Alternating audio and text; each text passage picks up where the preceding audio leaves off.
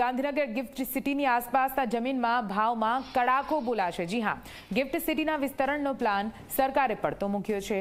Gift સિટીના આસપાસના 996 હેક્ટરના વિકાસની મંજૂરીનો નિર્ણય હાલ તો રદ કરવામાં આવ્યો છે। હવે ગિફ્ટ સિટીના આસપાસના વિકાસના કામ ગુડા સામાન્ય વિસ્તારની જેમ જ હાથ ધરશે। 11મી જૂનના રોજ આ બંને જાહેરનામું રદ કરવાનો નિર્ણય લેવામાં આવ્યો। આ જમીનમાં મોટા ભાગની ખાનગી જમીન હોવાનું પણ સામે આવ્યું છે।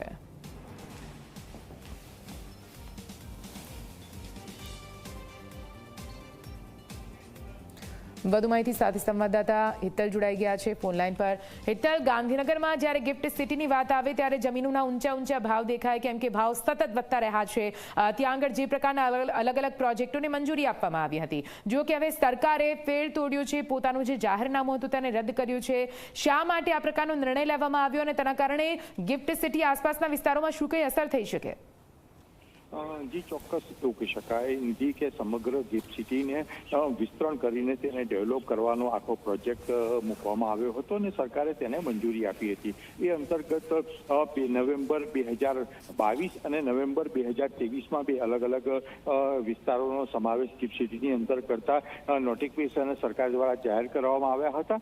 પણ ક્યાંક ને ક્યાંક હવે ગિફ્ટ સિટીનો વધુ વિસ્તાર નહીં કરવો એ પ્રકારનો એક નિર્ણય સરકાર દ્વારા લેવાયો છે, કારણ કે ઘણી બધી વખત મૂડી રોકાણથી માંડીને અનેક પ્રશ્નો ઉભા થતા હોય છે અને આજે મોટાભાગની જે જમીનો છે 996 હેક્ટર જેટલી જમીનો એ ખાનગી વ્યક્તિઓ પાસે છે। એ તમામ જમીનોને સંપાદિત કરવી પડે અને ક્યાંક ને ક્યાંક જમીનના ભાવો પણ ઊંચા હતા। આખરે સરકારે એટલા જ માટે આ બંને નોટિફિકેશન જે છે એ રદ કર્યા છે। એટલે હવે આ 996 હેક્ટર જે વિસ્તાર છે એ ગિફ્ટ સિટીનો વિસ્તાર નહીં ગણાય અને સામાન્ય આસપાસનો જે વિસ્તાર છે એ વિસ્તાર ગુડા હસ્તક રહેશે અને ગુડા હવે એને સામાન્ય વિસ્તારોની જેમ તેને ડેવલપ કરશે। આ પ્રકારનો એક મહત્વપૂર્ણ નિર્ણય રાજ્ય સરકાર દ્વારા લેવાયો છે અને શહેરી વિકાસ વિભાગ દ્વારા આ બંને નોટિફિકેશન જે ભૂતકાળમાં કર્યા હતા એને રદ કરતો નિર્ણય લેવાયો છે।